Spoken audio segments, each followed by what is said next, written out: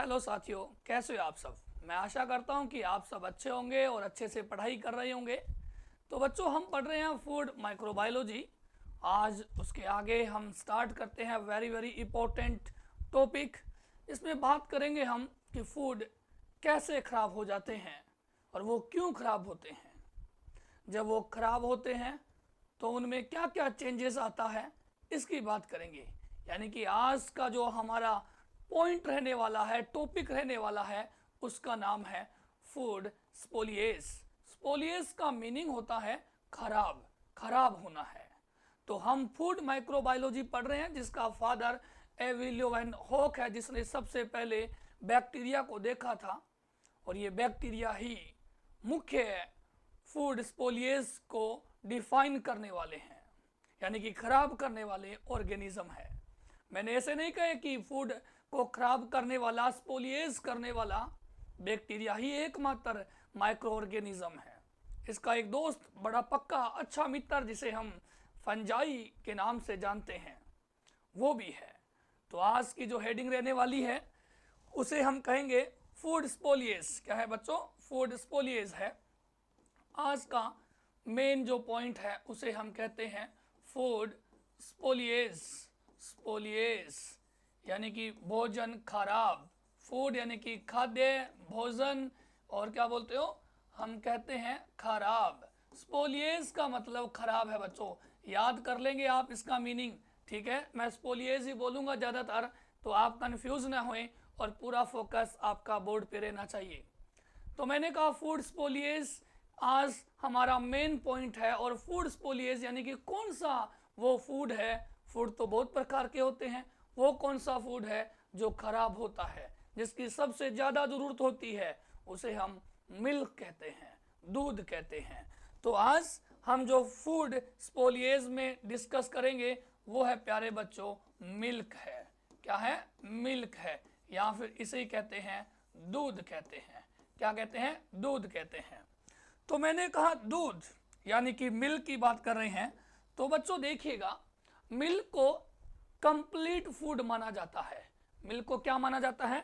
इस मिल्क को complete food माना जाता है। इसे कंप्लीट, पूर्ण, कंप्लीट फूड माना जाता है, माना जाता है। इसे कंप्लीट फूड माना जाता है। यानी कि ऐसा कहते हैं कि दूध में सभी चीज़ें पाई जाती हैं। एक बात ध्यान से समझिएगा आप कि ये फूड है, फूड में आयरन की कमी होती है। किसकी कमी होती है? आयरन, Fe, यानी कि आयरन। दूध में आयरन यानी कि Fe की कमी होती है। इसमें किसकी कमी होती है प्यारे बच्चों? आयरन की कमी होती है। जबकि विटामिन, विटामिन सी की कमी होती है, इसकी भी कमी होती है, इसकी भी कमी होती है। मैंने आपको पहले ही बोला था एक दिन कि विटामिन आपको केमिकल नाम सहित याद होने चाहिए। उनके एक एक कमी से कौन सा रोग हो जाता है। जैसे सभी जानते हैं विटामिन ए की कमी से रतौंधी रोग हो जाता है। कई बार कहते हैं ना कि रात में हमें दिखाई नहीं देता, दिन में दिखाई देता, रतौंधी रोग। क्या बोलते हो? रतौंधी रोग। यहाँ पे जीरोप्थेल्मिया रोग विटामिन ए की कमी से होते हैं, है ना। ब्यूटी विटामिन, विटामिन ई को बोला जाता है, टैकोफेरोल है। फाइलोक्विनोन विटामिन के है जो रक्त का थक्का बनाने में सहायता करता है। विटामिन डी है, कैल्सीफेरोल है ना। स्कर्वी है, रोग हो जाता है, वो सी है।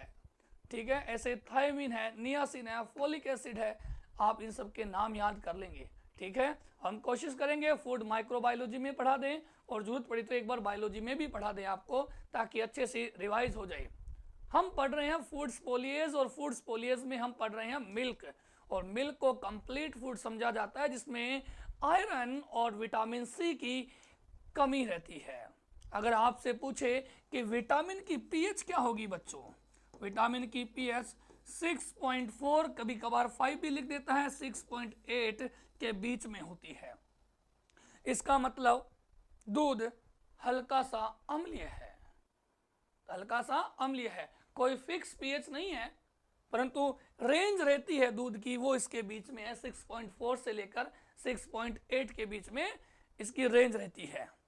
अब देखिएगा, हम दूध की बात कर रहे हैं, दूध में पाए जाने वाली शुगर अर्थात शर्करा वो लैक्टोज है। वो क्या है? लैक्टोज है। और लैक्टोज एक प्रकार की डाइसेकेराइड है, यानी कि लैक्टोज अब टूटेगी ग्लूकोज और गलैक्टोज में। लैक्टोज टूटेगी अब ग्लूकोज और गलैक्टोज में। ये बात है, जनरल बातें जो आपको याद रहनी चाहिए दूध संबंधी। इसे कंप्लीट फूड माना जाता है, इसमें आयरन की कमी होती है, इसमें विटामिन सी की कमी होती है, मिल्क की पीएच है वो 6.4 से लेकर 6.8 के बीच में होती है, और इसमें पाए जाने वाली शर्करा को हम लैक्टोज कहते हैं बच्चों। क्या कहते हैं? लैक्टोज कहते हैं। अब देखिएगा आगे, मैंने कहा दूध यानी कि मिल्क बोला, मैंने कहा मिल्क है। मिल्क बोले तो लैक्टोज शुगर भी कह सकते हैं हम, इसमें पाए जाने वाली लैक्टोज शुगर होती है, तो मैंने लैक्टोज भी लिख दिया। और लैक्टोज एक प्रकार की डाइसेकेराइड है प्यारे बच्चों। साथियों पूरा फोकस करना। मैंने कहा अब मिल्क का कंपोजिशन क्या है? मिल्क का कंपोजिशन की जब बात करते हैं तो मिल्क में हमें कार्बोहाइड्रेट मिलता है, बिल्कुल सही बात है। मिल्क में हमें कार्बोहाइड्रेट देखने को मिलता है, कार्बोहाइड्रेट देखने को मिलता है। कार्बोहाइड्रेट के साथ साथ इसमें प्रोटीन देखने को मिलता है, और दूध में फैट भी होती है। क्या होती है? फैट। सबसे परिवर्तनशील है ना, चेंजेबल वो अवयव फैट है। दूध में सबसे ज्यादा परिवर्तनशील कोई कंपोनेंट है तो वो फैट है, और अगर दूध का सबसे स्थायी चीज है तो वो लैक्टोज यानी कि कार्बोहाइड्रेट है। हम कहते हैं कि सबसे ज्यादा भैंस के दूध में फैट पाई जाती है, और वो भदावरी है, यूपी के भदावर क्षेत्र में पाई जाती है ना। और सबसे ज्यादा दूध देने वाली हम कहते हैं मुर्रा है, ब्लैक डायमंड कहते हैं। और साइवल गाय के बारे में कहते हैं कि उसका दूध सबसे मीठा होता है। अब मीठा है तो मीठे के पीछे कौन रिस्पॉन्सिबल है? वो लैक्टोज है। क्या है? लैक्टोज है। साइवाल गाय है जिसका दूध सबसे ज्यादा मीठा है, और एक ऐसी भैंस जिसकी दूध में सबसे ज्यादा फैट पाई जाती है वो भदावरी है। कोई मुर्रा ना सोचे, मुर्रा के दूध में तो लगभग 5 से 7 या 8 के बीच में फैट पाई जाती है, परंतु दूध ज्यादा देती है मुर्रा, वो बात अलग है। फैट की बात करें तो हम कहेंगे भदावरी है। और आज हम वो दूध कैसे खराब हो जाता है, कौन खराब कर रहा है? वो बैक्टीरिया और मोल्ड है, यानी कि फंगस है। कैसे खराब होता है उसकी बात करेंगे। मैंने कहा कार्बोहाइड्रेट है। क्या है प्यारे बच्चों? कार्बोहाइड्रेट है। तो मैंने कहा कार्बोहाइड्रेट यानी कि लैक्टोज शुगर हो गई। कार्बोहाइड्रेट का मतलब क्या हुआ? लैक्टोज शुगर हो गई। मैंने कहा ये लैक्टोज शुगर है। इसमें कौन सी शुगर है प्यारे बच्चों? लैक्टोज शुगर है। कौन सी है? लैक्टोज शुगर है। ये लैक्टोज शुगर थोड़ा सा पास में लिखते हैं। ये मैंने कहा कार्बोहाइड्रेट यानी कि इसके अंदर लैक्टोज, क्या बोला? लैक्टोज शुगर है प्यारे बच्चों। ये लैक्टोज शुगर अब टूटेगी लैक्टिक एसिड में। किसमें टूटेगी? लैक्टिक एसिड है। अब ध्यान से देखो, मैंने बोला कि ये जो दूध है, दूध की शुगर है, शर्करा है, लैक्टोज, वो टूट रही है लैक्टिक एसिड में, यानी कि एसिड बना रहा है। यहाँ एसिड बन रहा है तो यानी कि अब पीएच क्या होगी? कम होगी। क्या होगी? पीएच क्या होगी? कम होगी। तो इसको तोड़ेगा कौन? इसको गुरुजी तोड़ेगा कौन? इसको तोड़ेंगे LAB, lactic acid bacteria. Lactic acid bacteria, साथ साथ बोलेंगे, बिल्कुल आराम से बढ़ा रहा हूं, ठीक है। तो LAB, अब LAB है, इसमें कौन है बैक्टीरिया? इसमें बैक्टीरिया है, एक को बोलते हैं स्ट्रेप्टोकोकस। स्ट्रेप्टोकोकस, क्या बोलते हो? स्ट्रेप्टोकोकस। और दूसरा इंपॉर्टेंट है लैक्टोबैसिलस। लैक्टोबैसिलस बुल्गेरिस, बुल्गेरिकस,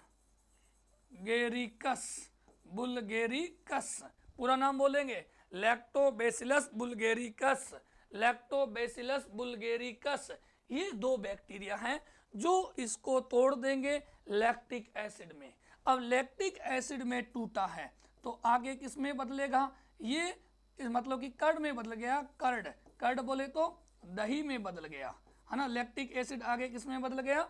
दही में बदल जाता है, कर्ड में बदल जाता है। तो दही है और एक दूध था, दूध की पीएच मैंने कहा लगभग 6.4 से लेकर 6.8 के बीच में होती है। अब एलएबी बैक्टीरिया आया, स्ट्रेप्टोकोकस लैक्टी भी बोल सकते हैं, लैक्टी है तो लैक्टी लिख दो लो, लैक्टी आ गया, ठीक है। स्ट्रेप्टोकोकस और कौन है, लैक्टोबैसिलस बुल्गेरिकस, ये आए दूध को तोड़ा लैक्टिक एसिड में, और लैक्टिक एसिड बना यानी कि वो दही बन गया, और दही की पीएच दूध से कम होती है। तो मैंने कहा कर्ड है, इस कर्ड की पीएच क्या हो गई दूध की तुलना में, दूध की तुलना में पीएच हो गई कम, दूध की तुलना में पीएच क्या हो गई, कम हो गई है। और कर्ड जब बनता है तो साथ ही साथ इसमें विटामिन B12 की मात्रा बढ़ जाती है, ये विटामिन इसमें फॉर्म हो जाता है। इसलिए कहते हैं कि दूध की तुलना में वैसे दही अच्छा होता है, क्योंकि इसके अंदर विटामिन B12 की मात्रा बढ़ जाती है। अगर आपसे पूछे कि विटामिन B12 का पूरा नाम क्या है, तो कह देंगे हम साइनोकोबालेमीन या कोबालामीन, एक ही बात है, साइनोकोबालेमीन, जिसमें CO कोबाल्ट तत्व पाया जाता है। शायद मैंने पहले एक बार कॉपर बता दिया था, मिस्टेक हो गई थी थोड़ी सी, तो आज मैं बता रहा हूं कि इसके अंदर जो तत्व पाया जाता है, एलिमेंट पाया जाता है, वो CO है। क्या है, CO, ठीक है। कोई नहीं कहेगा कार्बन मोनोऑक्साइड है, CO कोबाल्ट पाया जाता है। क्या पाया जाता है, कोबाल्ट पाया जाता है। एक बार वापस से फोकस कीजिए, पूरी क्लास को ध्यान से देखिए, यही रटवा के भेजूंगा, यही समझा के याद करवा के भेजूंगा। मिल्क के अंदर 3 कंपोनेंट पाए जाते हैं। एक जो सबसे स्टेबल होता है वो लैक्टोज है, यानी कि कार्बोहाइड्रेट है। लैक्टोज एक प्रकार की डाइसेकेराइड होती है। फिर मैंने कहा दूसरा प्रोटीन है, और प्रोटीन कैसीन होती है, कैसीन प्रोटीन है। क्या है बच्चों, कैसीन प्रोटीन है, ठीक है। और तीसरा फैट है, जो दूध का ऐसा अवयव जो सबसे ज्यादा परिवर्तनशील है, ठीक है। दूध, अब क्या हुआ, दूध बदल गया लैक्टिक एसिड में, किसके द्वारा, LAB बैक्टीरिया, स्ट्रेप्टोकोकस लैक्टी बैक्टीरिया, या फिर हम कहेंगे लैक्टोबैसिलस बुल्गेरिकस बैक्टीरिया। लैक्टिक एसिड यानी कि आगे दही बन गया, और दही जब बनता है तो इसमें विटामिन B12 की मात्रा बढ़ जाती है, ठीक है। पीएच दूध की तुलना में, पीएच दूध की तुलना में कम हो जाता है ना। ये बात आपको ध्यान रखने का, ये बात हो गई। अब देखो प्रोटीन है, क्या है बच्चों, प्रोटीन है। प्रोटीन कौन सी पाई जाती है, कैसीन प्रोटीन पाई जाती है। अब मैंने कहा ये कैसीन प्रोटीन प्रोटियोलाइटिक, मैंने कहा ये कैसीन प्रोटीन है, ठीक है, दूध की। ये प्रोटियोलाइटिक बैक्टीरिया की प्रेजेंस में, यानी कि बैक्टीरिया कौन सा हो गया, ध्यान देना, स्यूडोमोनास बैक्टीरिया की प्रेजेंस में ये बदल जाती है आगे अमीनो एसिड में। किस में बदल जाएगी, अमीनो एसिड में बदल जाती है। यानी कि प्रोटीन किसका पॉलीमर, अमीनो एसिड का, तो किस में बदलेगी, अमीनो एसिड में। जब अमीनो एसिड में बदलेगा तो इसका भी पीएच क्या हो जाएगा बच्चों, कम हो जाएगा, इसका पीएच भी कम हो जाएगा। ज्यादा देर तक पड़ा रहेगा तो इसका डीएमिनेशन हो जाएगा, इसका डीएमिनेशन हो जाएगा, यानी कि इससे अमोनिया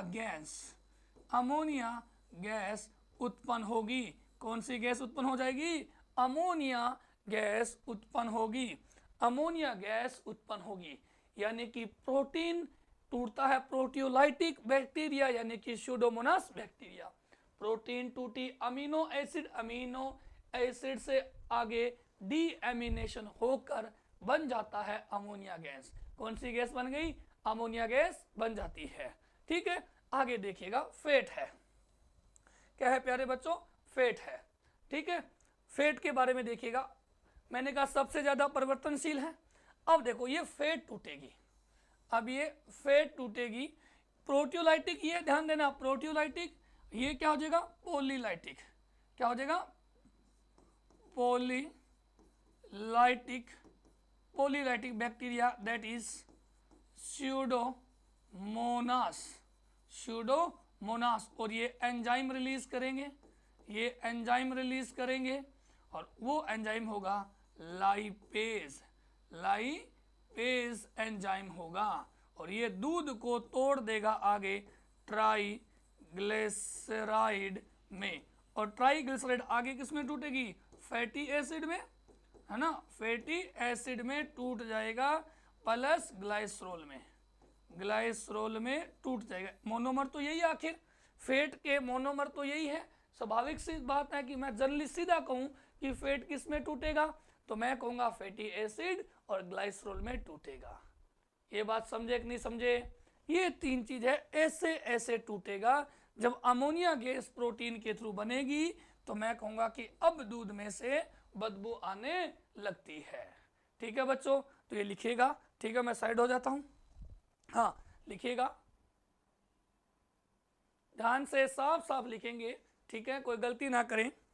हाँ तो अब देखिए, मैं आशा करता हूं कि आपने लिख लिया होगा, ठीक है, वरना स्क्रीनशॉट ले लो, ठीक है, जो भी आपकी इच्छा है। नोट्स अच्छे से बनाएं बच्चों, ठीक है, 3-4 पार बढ़ेंगे तो सब याद हो जाएगा, ठीक है। हाँ आगे देखिएगा, अब हम बात करते हैं लैक्टोज। अब लैक्टोज टूटता कैसे है, लैक्टोज कैसे टूटता है? तो मैंने कहा कि लैक्टोज यानी कि मिल्क शुगर है, ये मैंने कहा लैक्टोज आ गया। लैक्टोज एक प्रकार का डाइसेकेराइड है, तो ये लैक्टोज, अभी मैंने बताया लैक्टोज एक प्रकार का कार्बोहाइड्रेट है जो स्ट्रेप्टोकोकस लैक्टी और लैक्टोबैसिलस बुल्गेरिकस बैक्टीरिया की प्रेजेंस में टूटेगा। ये डाइसेकेराइड है, तो मैंने शॉर्ट में लिख दिया LAB बैक्टीरिया आए और इसको ग्लूकोज प्लस गैलेक्टोज में तोड़ दिया। अब देखो बच्चों, ये गैलेक्टोज भी मोनोमर है। लोग तो ये बोलते हैं कि फ्रक्टोज और ग्लूकोज ही मोनोमर है, इस पर तो किसी का ध्यान ही नहीं जाता। तो आप ध्यान दें, गैलेक्टोज भी मोनोसैकेराइड है। कई बार ऑप्शन आ जाएगा माल्टोज, लैक्टोज, सुक्रोज और गैलेक्टोज में से कौन मोनोसैकेराइड है, तो वो कौन होगा, गैलेक्टोज होगा बच्चों। क्या होगा, गैलेक्टोज होगा। ऐसे भी ऑप्शन बन सकते हैं, यानी कि ऐसा भी क्वेश्चन आ सकता है, मैचिंग द कॉलम करवा सकता है ना। तो आपको ये भी ध्यान रखना है कि लैक्टोज किस में टूटता है, ग्लूकोज प्लस गैलेक्टोज में। माल्टोज किस में टूटता है, ग्लूकोज प्लस ग्लूकोज में। सुक्रोज किस में टूटता है, ग्लूकोज प्लस फ्रक्टोज में। ऐसे आपको याद होने चाहिए, ये प्रैक्टिस से आते हैं। आगे देखिएगा, अब क्या होगा कि भाई ग्लूकोज है, ग्लूकोज को ये बैक्टीरिया तोड़ेंगे, आगे चलेगा अब ग्लाइकोलाइसिस। क्या चलेगा, ग्लाइकोलाइसिस चलेगा। और ग्लाइकोलाइसिस चलेगा तो पायरुविक एसिड के 2 मॉलिक्यूल बनते हैं। कितने कार्बन का, 3 कार्बन का। कितने अणु बनेंगे, 2 अणु बनेंगे। कितने अणु बनते हैं प्यारे बच्चों, 2 अणु बनेंगे। अब मैंने कहा जब पायरुविक एसिड बना है, पायरुविक एसिड बना है, तो इससे अब एनर्जी भी रिलीज होगी। इससे क्या होगी, इस प्रक्रम के द्वारा एनर्जी यानी कि ऊर्जा, एनर्जी रिलीज होगी, एनर्जी रिलीज होगी। और इस एनर्जी को, इस एनर्जी यानी कि ऊर्जा को बैक्टीरिया उपयोग कर लेता है, उपभोग यहाँ कर लेता है, वो इस एनर्जी को उपभोग कर लेता है। ये बात समझ में आई कि नहीं आई? अब पायरुविक एसिड है, पायरुविक एसिड से आगे बनेगा लैक्टिक एसिड। क्या बन जाएगा बच्चों, लैक्टिक एसिड बन जाएगा। और दूध की पीएच क्या हो जाएगी, कम हो जाएगी। क्या हो जाएगी, पीएच कम हो जाएगी। लैक्टिक एसिड यानी कि दही बना है, और दही बनता है तो हम कहेंगे विटामिन B12 भी बनता है, विटामिन B12 भी बनता है। ये याद कर लोगे, सही बात है। हाँ आगे देखिएगा, अब फैट वाली बात भी वही है। फैट किस में टूटेगी, फैटी एसिड या ग्लाइसरोल में टूटती है। स्वाभाविक सी बात है, ऐसे दूध खराब हो जाता है। अब देखो, प्रोटीन को तोड़ेंगे हम, प्रोटीन से तोड़ेंगे प्रोटियोलाइटिक एंजाइम यानी कि सूडोमोनास, और फैट में भी सूडोमोनास आएगा। सूडोमोनास आएगा तो अमीनो एसिड में टूटेगा, प्रोटीन यानी कि casein protein convert into amino acid and amino acid convert into ammonium gas, ammonia gas है। जब अमोनिया गैस बनेगी तो दूध से बदबू आने लगती है ना दूध, इसका मतलब दूध क्या हो गया हमारा, खराब हो जाता है। ये कॉमन सेंस की बात है। क्लियर है बात, ये लिख लेना, ये आपके बायो में भी आ सकते हैं ना, थोड़ा थोड़ा ये पता रहना चाहिए, लिख लीजिएगा। हाँ अच्छे से लिखें एक बार।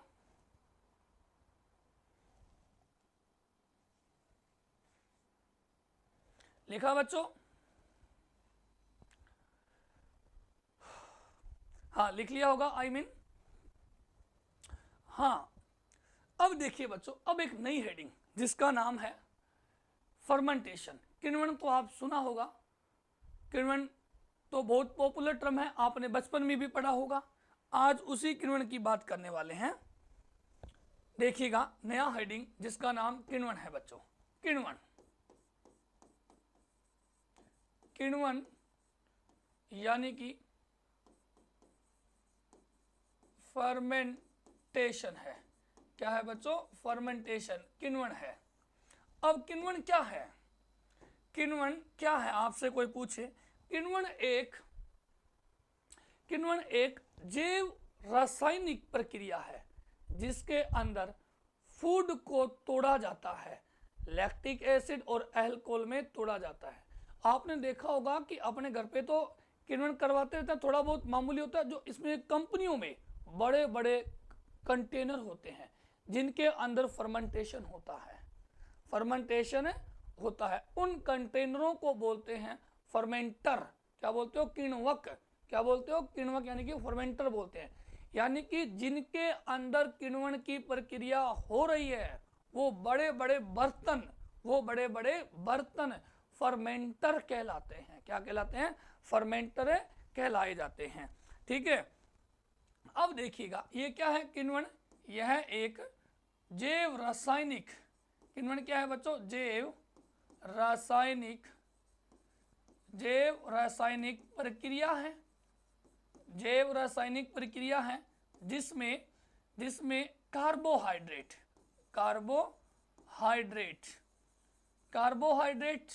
को किस में तोड़ा जाएगा? कार्बोहाइड्रेट को ब्रेक किया जाएगा, तोड़ा जाएगा। मैंने कहा एक तो अल्कोहल में, दूसरा लैक्टिक एसिड में तोड़ा जाएगा, अल्कोहल और लैक्टिक एसिड में तोड़ा जाएगा। जब ये टूटेगा तो CO2 भी बन सकती है, CO2 भी बन सकती है। किण्वन करेंगे, क्या करेंगे? किण्वन करेंगे। आपसे पूछा जा सकता है कि कौन सा एक उत्पाद है जो बिना किण्वन से बनता है? वो पनीर है। ध्यान देना, पनीर किण्वन का मतलब कि उत्पाद नहीं है। पनीर लिख देता हूं मैं, पनीर है ना, बाई चांस ये क्वेश्चन आ जाए, पनीर किण्वन यानी कि फर्मेंटेशन, किण्वन का उत्पाद नहीं है, उत्पाद नहीं है। ठीक है, ध्यान देना, नहीं लिखा है, ठीक है, उत्पाद नहीं है। अब किण्वन चलता है, ये पूरी प्रोसेस कैसे चलती है ये मैं आपको समझाने वाला हूं। किण्वन की प्रक्रिया कोशिका के साइटोप्लाज्म में चलती है। ये कहाँ पे चलती है? यह है सेल के कोशिका द्रव्य यानी कि साइटोप्लाज्म में होती है, साइटोप्लाज्म में होती है। ध्यान से देखिएगा, साइटोप्लाज्म में होती है। ये मैंने कहा एक सेल है, एक कंप्लीट सेल है। ये देखो आपके सामने एक कंप्लीट सेल है। ठीक है, ये लो एक सेल है आपके सामने। ठीक है, ये लो एक सेल है। सेल है तो सेल के अंदर वाला पार्ट क्या कहलाता है बच्चों? साइटोप्लाज्म कहलाता है। ये क्या कहलाता है? साइटोप्लाज्म यानी कि कोशिका द्रव्य कहलाता है, कोशिका द्रव्य कहलाता है। ये लो कोशिका द्रव्य है। मैंने कहा सेल के अंदर कार्बोहाइड्रेट है। वो कार्बोहाइड्रेट सबसे सिंपलेस्ट कार्बोहाइड्रेट, ध्यान दे बच्चों, सबसे सिंपलेस्ट कार्बोहाइड्रेट ग्लूकोज है। क्या है? ग्लूकोज है। वो सेल के साइटोप्लाज्म में आया तो मैंने लिखा ये ग्लूकोज है। ग्लूकोज 6 कार्बन का अणु है, 6 कार्बन का अणु है ग्लूकोज है। अब ये ग्लूकोज एक प्रक्रिया के थ्रू, जिसे ग्लाइकोलाइसिस कहते हैं, ग्लाइकोलाइसिस कहते हैं, उस प्रक्रिया के थ्रू बदल जाता है पायरुविक अम्ल में। किस में बदल जाता है? पायरुविक अम्ल में बदल जाएगा। ये पायरुविक अम्ल 3 कार्बन का होता है और इसके 2 अणु बनते हैं। कितने अणु बनते हैं? 2 अणु बनते हैं। यानी कि एक ग्लूकोज के मॉलिक्यूल से पायरुविक अम्ल के 2 अणु बनते हैं। यानी कि ग्लूकोज का पायरुविक अम्ल में बदलना ग्लाइकोलाइसिस कहलाता है, जिसमें पायरुविक अम्ल के 2 अणु बनते हैं। कितने अणु बनते हैं? 2 अणु बनते हैं। आपसे कोई पूछे कि ग्लाइकोलाइसिस कोशिका के कहां पर, कौन से स्थान पर होता है? साइटोप्लाज्म में होता है। कहां पर होता है? साइटोप्लाज्म में होता है। अब इस पायरुविक एसिड का आगे क्या भविष्य है? अब ये बात डिपेंड करेगी ऑक्सीजन लेवल पर। किस पर करेगी? ऑक्सीजन लेवल पर। हो सकता है कि ये सेल के साइटोप्लाज्म में उपस्थित माइटोकॉन्ड्रिया में चला जाए, है ना। और हो सकता है ये अवायवीय कंडीशन में चला जाए, यानी कि माइटोकॉन्ड्रिया का संबंध वायवीय श्वसन से होता है ना, एरोबिक कंडीशन से होता है, एरोबिक रेस्पिरेशन से होता है। जबकि जहां पर ऑक्सीजन ज्यादा, अब पायरुविक अम्ल को ऑक्सीजन ज्यादा मिली है, तो ये पायरुविक एसिड कहां चला गया? माइटोकॉन्ड्रिया के मैट्रिक्स में। कहां चला गया है? माइटोकॉन्ड्रिया के मैट्रिक्स में। और इसे कहते हैं बच्चों वायवीय श्वसन। क्या कहते हैं? वायवीय श्वसन, जहां पर ऑक्सीजन उपस्थित है, प्रेजेंट है। अब हो सकता है कि ये अवायवीय कंडीशन में चला जाए, अवायवीय परिस्थितियों में चला जाए, अवायवीय कंडीशन में चला जाए। अब अवायवीय कंडीशन 2 प्रकार की है। अवायवीय कंडीशन 2 प्रकार की है। एक तो है लैक्टिक एसिड फर्मेंटेशन। एक तो कौन सी है बच्चों? लैक्टिक एसिड फर्मेंटेशन है, इसमें जा सकता है। और दूसरा किस में जा सकता है? एल्कोहलिक फर्मेंटेशन में जा सकता है, एल्कोहलिक फर्मेंटेशन में जा सकता है। हमें यही 2 पढ़नी है, 1 और 2, हमें बस यही दोनों पढ़नी है। ठीक है, ये दोनों को हमें कवर करना है। फर्मेंटेशन कैसे होता है, ग्लूकोज कैसे लैक्टिक एसिड और अल्कोहल में बदल जाता है, इसकी बात करनी है। कौन से जीव हैं जो सहायता करते हैं फर्मेंटेशन में? आप सभी जानते हो, हेल्प जो करते हैं बैक्टीरिया है। लैक्टिक एसिड कौन बनाता है ना? लैक्टिक एसिड बैक्टीरिया कौन बनाता है? आपको पता है, दही बनता है तो बैक्टीरिया बनाता है। तो अल्कोहल फर्मेंटेशन में कौन हेल्प करता है? हम कहेंगे यीस्ट है। कुछ बैक्टीरिया भी है जो अल्कोहल बनाने में हेल्प करते हैं। ठीक है, तो देखिएगा आगे, हम कहेंगे मेजरली अल्कोहल फर्मेंटेशन में यीस्ट है। आगे देखिएगा, अब हम पहला पढ़ते हैं। पहली हेडिंग है लैक्टिक एसिड फर्मेंटेशन है, लैक्टिक एसिड फर्मेंटेशन है। अब देखो, लैक्टिक एसिड फर्मेंटेशन है तो लैक्टिक एसिड कहाँ चलेगा? सेल के साइटोप्लाज्म में चलेगा, है ना। कहाँ चलता है वैसे? लैक्टिक एसिड सेल के साइटोप्लाज्म में होता है। यह कोशिका के साइटोप्लाज्म में होता है। अभी देखा आपने, साइटोप्लाज्म में ही हो रहा था, साइटोप्लाज्म में होता है। एंजाइम कौन सा है? एंजाइम कौन सा था? लैक्टेट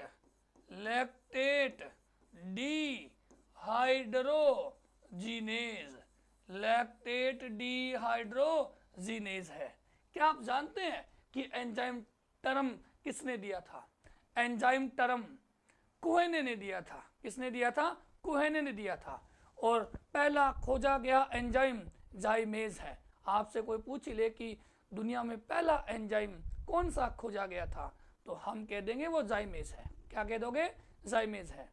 ध्यान दे प्यारे बच्चों, क्या सारे एंजाइम प्रोटीन होते हैं? ना, सारे एंजाइम प्रोटीन नहीं होते हैं। हमें तो ये कहना पड़ेगा लगभग सारे एंजाइम प्रोटीन होते हैं। राइबोन्यूक्लियेज, राइबोजाइम, ये एंजाइम न्यूक्लिक एसिड है, ये प्रोटीन नहीं है।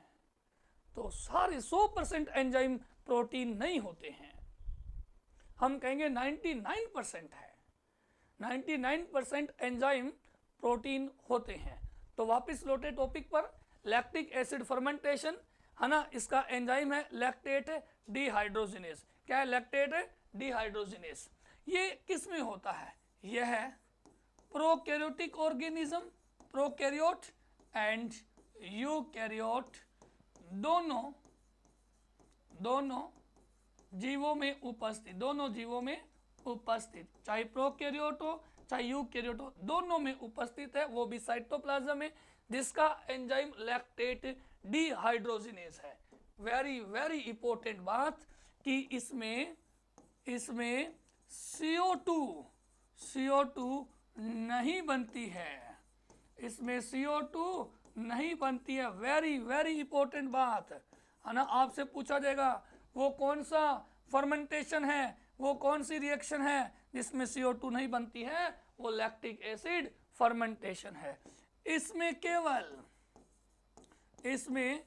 केवल और केवल 2 ATP है ना, 2 ATP बनती है। कितना ATP बनता है बच्चों? 2 ATP बनता है। 7% से कम एनर्जी रिलीज होती है। ये थोड़ा सा ध्यान रखना। एक ऐसा फर्मेंटेशन जिसमें CO2 नहीं बनती है वो लैक्टिक एसिड फर्मेंटेशन कहलाता है, लैक्टिक एसिड फर्मेंटेशन कहलाता है। ये रिएक्शन चलती कैसे है इसकी बात करते हैं। मैंने कहा कि ग्लूकोज आया बॉडी के अंदर, ये रहा ग्लूकोज, ठीक है, ग्लूकोज आ गया। कितने कार्बन का बच्चों? 6 कार्बन का। और ये टूट जाएगा ग्लाइकोलाइसिस के माध्यम से, किसमें? पायरुविक एसिड के 2 मॉलिक्यूल में, पायरुविक एसिड के 2 अणु में टूट जाएगा। और कितने कार्बन का? 3 कार्बन का। क्या है फॉर्मूला? ये लो, ऐसे होता है ये, ठीक है। ये मैंने कहा पायरुविक एसिड है, ऐसे बनता है। यानी कि glucose convert into pyruvic acid by the process glycolysis, by the process glycolysis. क्या जानते हो ग्लाइकोलाइसिस का एक नाम और है? EMP पाथवे, है ना। ये साइंटिस्टों के नाम पर है, इम्बेडेन, मेयर ऑफ परानास, 3 साइंटिस्ट थे इसको डिस्कवर करने वाले, उन्हीं के नाम पर ग्लाइकोलाइसिस दिया गया था। ये पायरुविक एसिड आगे बदल जाएगा लैक्टिक एसिड में। लैक्टेट डिहाइड्रोजिनेज एंजाइम की प्रेजेंस में लैक्टिक एसिड में बदल जाता है, लैक्टिक एसिड में बदल जाता है, जो कि 3 कार्बन का है। और ये भी कितने कार्बन का? 3 कार्बन का। इसका मतलब CO2 नहीं बनेगी। मान लो यहाँ पे 3 कार्बन बनने वाला उत्पाद में 2 कार्बन, इसका मतलब बीच में CO2 निकल गई है, CO2 निकल गई है बच्चों। कंप्लीट समझ आया बात? तो ये लैक्टिक एसिड बन गया। तो फॉर्मूला क्या बनेगा इसका? देखो ऐसे, CH3 C bond OH bond COOH, ये है, ये लैक्टिक एसिड है। ये देखिएगा एंजाइम इंपॉर्टेंट है ना, लैक्टेट डिहाइड्रोजिनेस, यानी कि वो दही बना, क्या बना? दूध का ऐसे ऐसे करके दूध लैक्टिक एसिड में बदल जाता है। कर लोगे? एक बार लिख लीजिएगा, ठीक है, स्क्रीनशॉट वगैरह ले सकते हो आप। हाँ, ध्यान से अच्छे से लिखिएगा, कोई प्रॉब्लम ना हो। हाँ, चले बच्चों आगे देखिएगा, लिख लिया होगा आई मीन, ठीक है। चलिए भी आगे, अब हम क्या पढ़ेंगे? 2 नंबर हमारे पास क्या था? अल्कोहलिक फर्मेंटेशन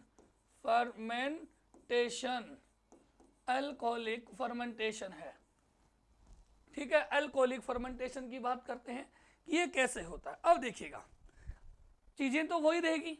मैंने कहा फर्मेंटेशन 2 प्रकार का, एक तो लैक्टिक एसिड है और दूसरा क्या बताया मैंने? अल्कोहलिक किण्वन है, फर्मेंटेशन है। अब ये देखो, यह प्रोकैरियोट के द्वारा भी होती है और यूकैरियोट के द्वारा भी होते हैं। तो मैंने कहा यह प्रोकैरियोट एंड यूकैरियोट दोनों में उपस्थित। अब यूकैरियोट में कौन है? यीस्ट है ना, यीस्ट है, कौन है? यीस्ट। सैक्रोमाइसिस सेरेवी है, ठीक है, सेरेविसिया सेरेवी एक ही बात है। प्रोकैरियोट और यूकैरियोट, यूकैरियोट बोल तो यीस्ट है, और यीस्ट क्या है? फंगस है ना, यूनिसेलुलर फंगस है। अब देखो इसमें क्या होगा, मैंने कहा ये ग्लूकोज है जो 6 कार्बन का होता है, glucose convert into pyruvic acid, pyruvic acid में बदल गया, और ये कितने कार्बन का? 3 कार्बन का। कितने मॉलिक्यूल? 2 मॉलिक्यूल। कितने अणु बनते हैं इसके? 2 अणु बनते हैं। ये पायरुविक एसिड आगे बदल जाएगा, ये एसिड है ना, ये बदल जाएगा एसीटेल्डिहाइड, एसीटेल्डिहाइड। ये एसीटेल्डिहाइड होता है 2 कार्बन का।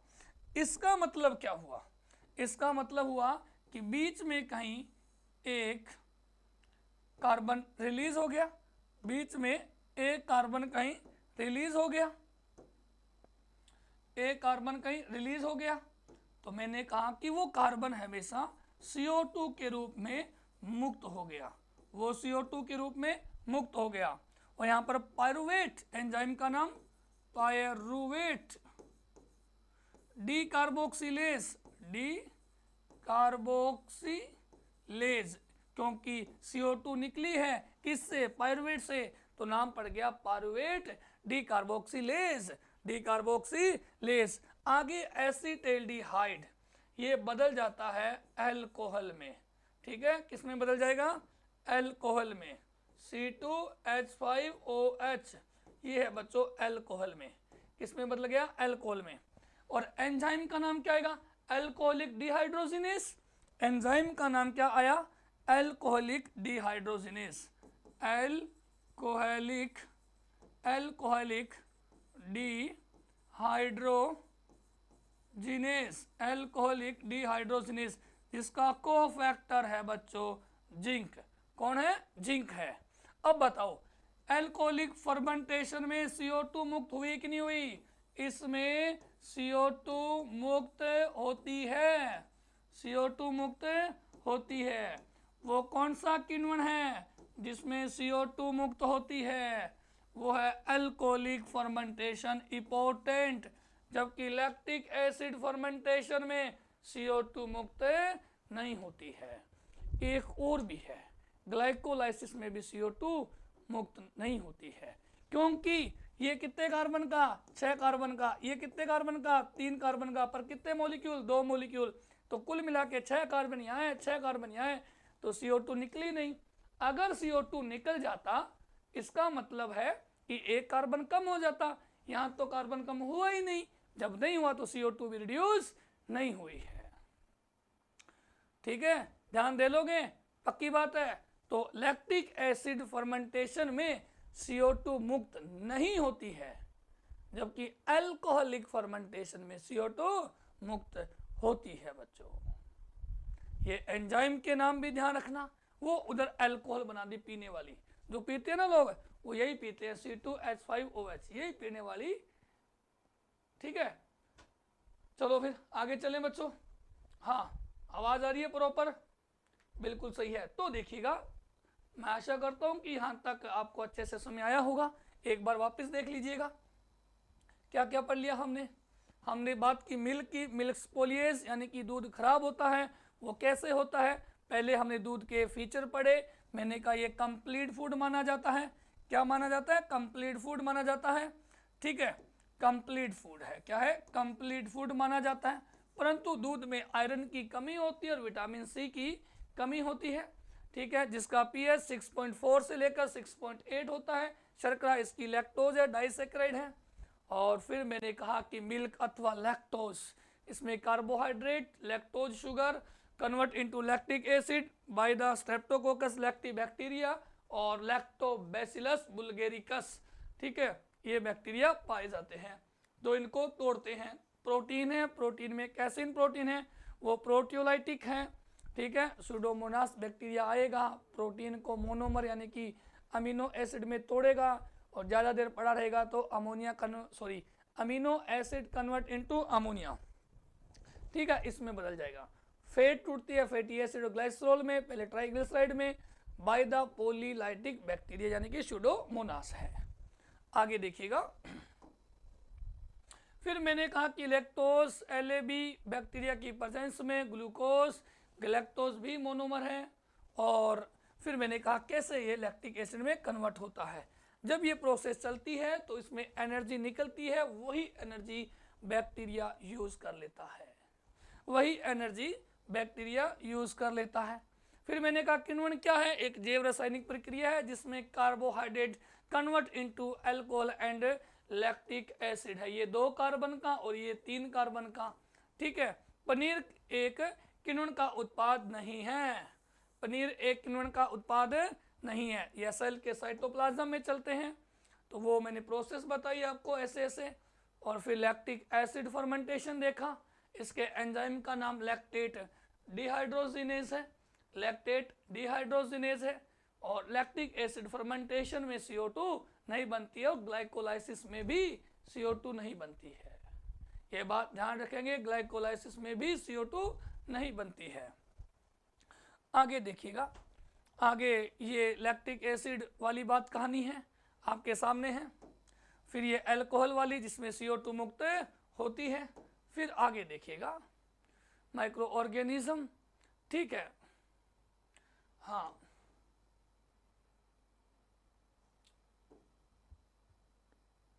हाँ, ये देखिएगा बच्चों, अब हम बात करेंगे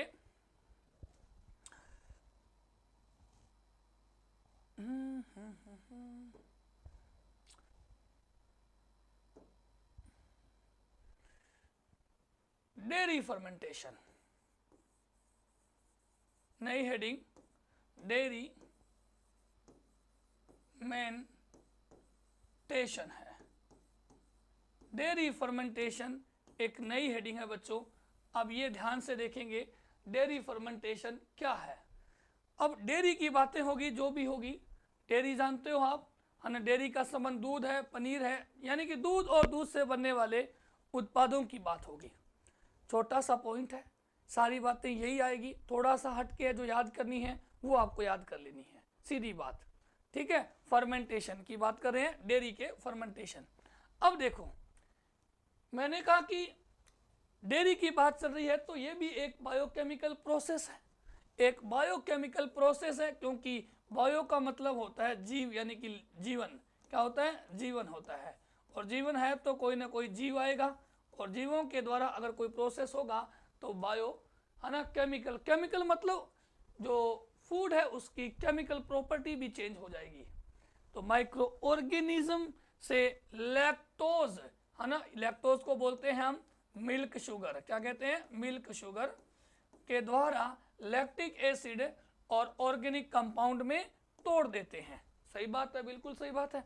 ये रही मिल्क शुगर जिसे हम लैक्टोज कहते हैं। बैक्टीरिया आया और लैक्टिक एसिड में बदल गया, और लैक्टिक एसिड में बदला है तो पीएच क्या होगी प्यारे बच्चों? रिड्यूस होगी। मैं कहूँगा कि ये दही बन गया। क्या बन गया? दही में बदल गया। तो दही है, दही में विटामिन B12 पाया जाता है। ठीक है, विटामिन B12 भी पाया जाता है। कॉमन सेंस की बात है। ठीक है, आगे देखिएगा, पढ़ा चुका हूं ये बातें। अब इसका कोर प्रिंसिपल क्या है?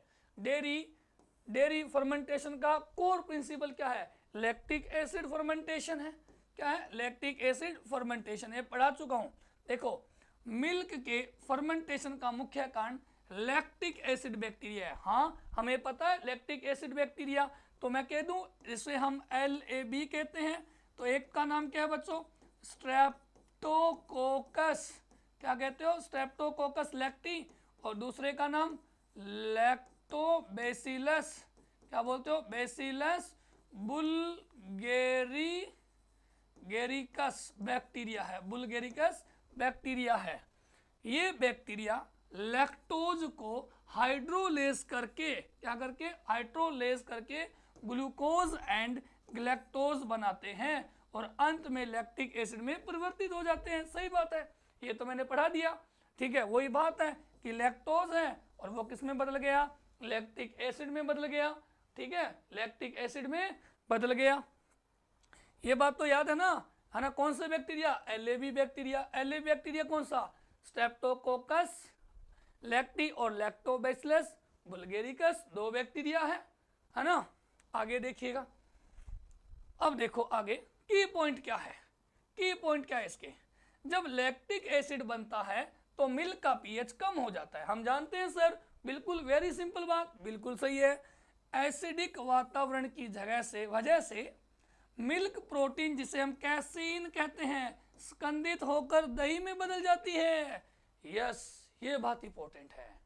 एसिडिक वातावरण यानी कि जब दही बनेगा दूध से तो धीरे धीरे दूध की पीएच क्या होगी, कम होगी। तो उस दूध में उपस्थित कैसीन प्रोटीन स्कंदित होकर क्या बना लेगी, दही बना लेगी। क्या बनाएगी, दही बना लेगी। अब लिखा है नीचे, कम पीएच के कारण बैक्टीरिया की ग्रोथ धीमी हो जाएगी। सही बात है, बैक्टीरिया के लिए सूटेबल पीएच, बैक्टीरिया के लिए बढ़िया पीएच के लिए पीएच कौन सी है बच्चों, मैं कह दूं 6 से 8 है। क्या है, 6 से 8 पीएच है। मैं ये बता चुका हूं, फ्रूट की पीएच लगभग कितनी थी, 4 से 5 थी। तो उस पर फंगस ग्रो करता है। वेजिटेबल ज़्यादा खराब बैक्टीरिया के थ्रू होती है। बैक्टीरिया कौन सी पीएच पर बढ़िया ग्रोथ करता है, वो है 6 से 8। जबकि दही की पीएच तो कम है, लगभग 5 के आसपास है। 4.5 कह दो, 5 कह दो, एक ही बात है। और दही फिर बाद में धीरे धीरे और खट्टा होने लगता है और अम्लीय होने लगता है। उस पर बैक्टीरिया कहता है मेरे लिए बेस्ट सुटेबल जो पीएच है वो 6 से 8 है। जबकि दही की पीएच तो इससे कम होती है। तो फिर बैक्टीरिया की ग्रोथ क्या हो जाएगी, फिर धीरे धीरे कम हो जाएगी। क्या हो जाएगी, कम हो जाएगी। ये सब मैं पढ़ा चुका हूँ, आपको पता भी है। आगे हाँ, अब देखो, अब कुछ प्रोडक्ट हैं जो किससे बनते हैं। ये टेबल आपको याद होनी चाहिए, ठीक है, ये टेबल भी आपको याद होनी चाहिए। हाँ, बढ़िया से रट्टा लगा लेना है बच्चों, याद करने वाली बात है। मेजर स्टार्टर कल्चर भी देखेंगे। अब मैंने कहा दही है और कर्ड है। अब किससे बनता है दही, 50 बार बता चुका हूं, लैक्टोबैसिलस बुल्गेरिकस, लैक्टोबैसिलस बुल्गेरिकस, या फिर क्या बोलोगे, स्ट्रेप्टोकोकस थर्मोफिलस, ठीक है, थर्मोफिलस की भी कह सकते हो, है ना, लैक्टी भी कह सकते हो। स्ट्रेप्टोकोकस की स्पीसीज अलग अलग है। पहले वाला इंपॉर्टेंट है कि लैक्टोबैसिलस बुल्गेरिकस, ठीक है, ये दही की बात होगी, एक नंबर। दूसरा योगर्ट, योगर्ट या योगर्ट एक ही बात है, योगर्ट भी कहते हैं इसे, योगर्ट भी कहते हैं, ठीक है, तो घबराई नहीं, ये भी दही के जैसा ही होता है। इसे किसने बनाया, यही है सेम, बुल्गेरिकस और थर्मोफिलस है। रेशियो दोनों का बराबर रहता है, 1-1 है। बढ़िया, याद करने वाली बात है कि योगर्ट है, इसको भी दही वाले बैक्टीरिया बनाते हैं। मैं ऐसे कहूँगा बढ़िया क्वालिटी वाला दही है उसे योगर्ट कहते हैं, सीधी सी बात है। मान लो एक तो क्रीम वाला दही वो योगर्ट है, थोड़ा सा कम क्रीम है वो नॉर्मल दही है जो अपने घर पे बनाते हैं, इतना सा फर्क है। और चीज याद आया, पनीर एक फर्मेंटेड उत्पाद नहीं है, इसको क्या नाम है, लैक्टोकोकस लैक्टिस और लैक्टोबैसिलस हेल्वेटिकस है जो पनीर को बनाते हैं। केफिर है, केफिर को किसने बनाया, बैक्टीरिया और यीस्ट से बनता है, ठीक है। और पनीर है, देखो पनीर आ गया, ठीक है, नॉट फर्मेंटेड प्रोडक्ट है। ये बात इंपॉर्टेंट है, ये देखो ये बात भी इंपॉर्टेंट है कि जो पनीर है नॉट फर्मेंटेड प्रोडक्ट है, पनीर भी नॉट फर्मेंटेड प्रोडक्ट है, ठीक है, याद कर लोगे। आगे अब देखो ये कुछ नहीं है, येलो वाला, ये बाय मिस्टेक आ गया अपने आप, ठीक है, हाँ इस पे ध्यान ना दे। ये देखो स्टेप्स ऑफ फर्मेंटेशन की बात करते हैं,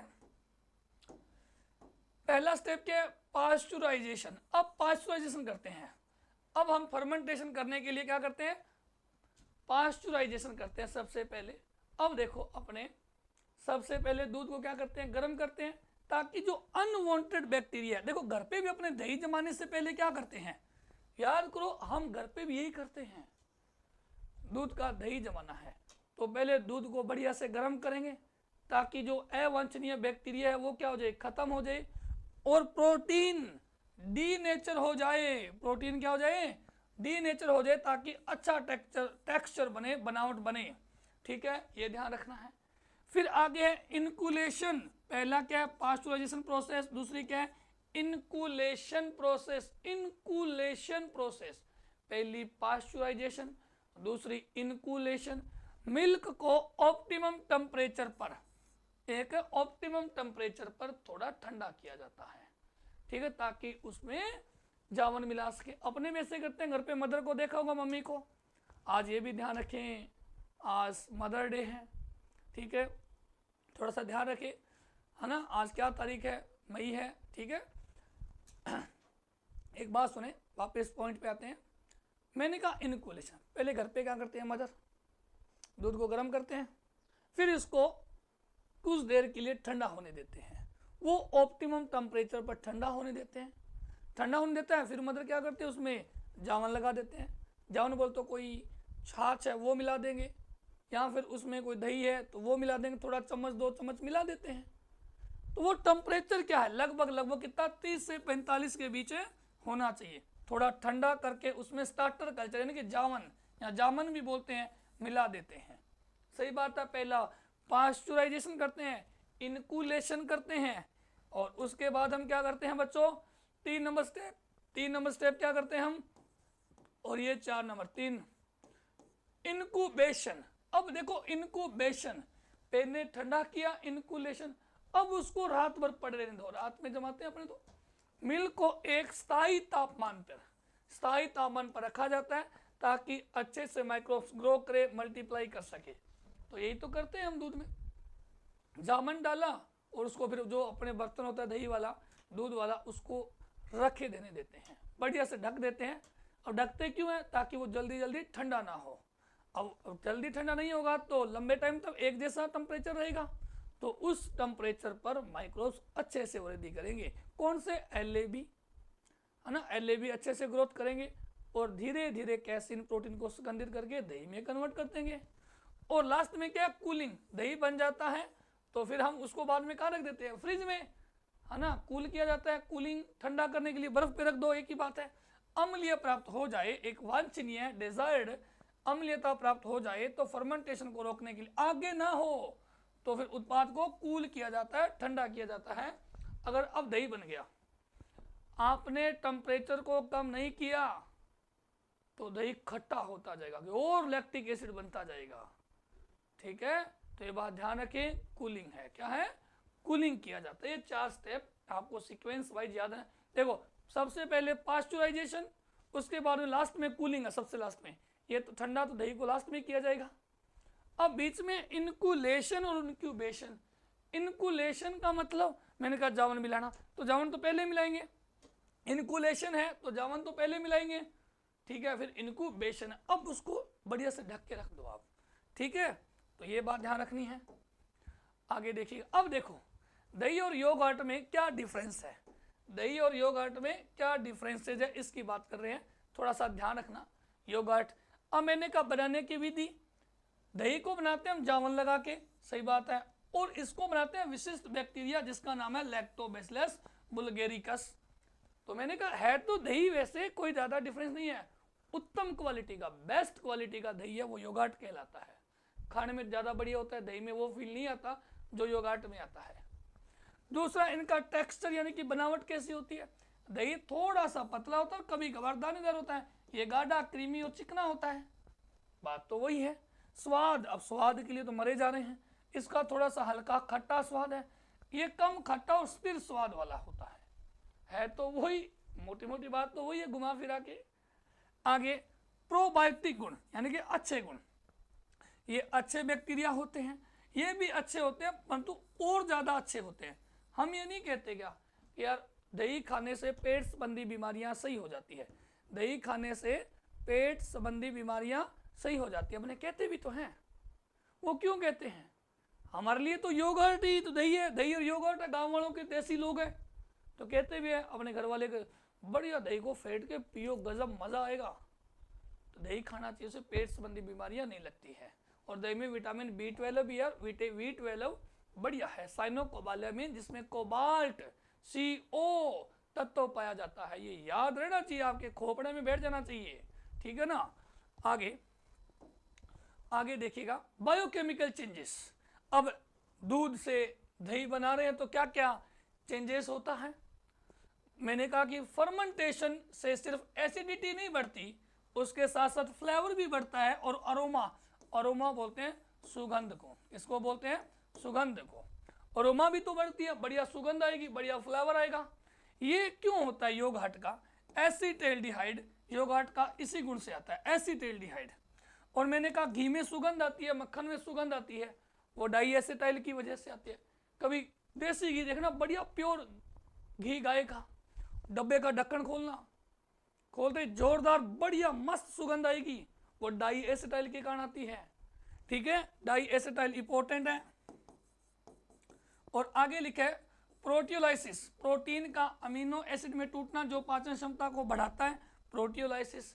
ध्यान देना बच्चों, लाइसिस का मतलब होता है टूटना, ग्लाइकोलाइसिस ग्लूकोज का टूटना, या प्रोटियोलाइसिस यानी कि प्रोटीन का टूटना। किसका टूटना? प्रोटीन का टूटना है। ठीक है, ये कॉमन सेंस की बात है, डाई एसिटाइल याद रखेंगे। विटामिन सिंथेसिस हो जाता है, जैसे मैंने कहा विटामिन B12, फोलिक एसिड भी बढ़ जाता है, जिसे को बोलते हैं B7 विटामिन। इसे क्या बोलते हो? विटामिन B7 लिख लेंगे, फोलिक एसिड ही विटामिन B7 है। ठीक है, हाँ, तो मैंने कहा कि नोट में टोटल सोल्यूबल सॉलिड यानी कि SNF है, वो दूध दही में, सॉरी दही में मिनिमम कितना होना चाहिए? 8.5 होना चाहिए। ठीक है, इतना तो होना ही चाहिए। ठीक है, हाँ, तो ये बात है, थोड़ा सा विटामिन दही बनता है तो कॉमन सेंस की बात है भी, विटामिन B12 बढ़ता है, थोड़ा बहुत फोलिक एसिड भी बढ़ता है, और फोलिक एसिड ही B7 है, B7 विटामिन है।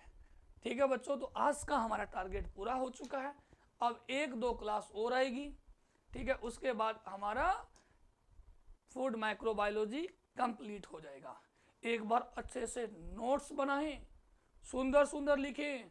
ठीक है, अभी FSO का एग्जाम है, वो हम मानते हैं दिसंबर के आसपास है या फिर अगले साल फरवरी में होगा। ये हम और भी झूठे, मानो हमें नहीं पता। ये बात तो गारंटी है कि सरकार जाने से पहले पहले करवा के जाएगी। ठीक है, उनको जॉब दे के जाएगी, ये बात तो कन्फर्म है। हम ज़्यादा लंबा टारगेट नहीं लेंगे, हम तो कहेंगे दिसंबर में ही हमारा एग्ज़ाम, हमारी तैयारी दिसंबर के अकॉर्डिंग होगी। अगर एक्स्ट्रा टाइम मिलता है वो प्लस में, हमारे पेपर फाड़ देना इस बार, कुछ भी हो जाए। ठीक है बच्चों, तो आज के लिए मात्र इतना ही, बातें और भी करेंगे पर अगली क्लास में। जय हिंद, जय भारत, राम राम।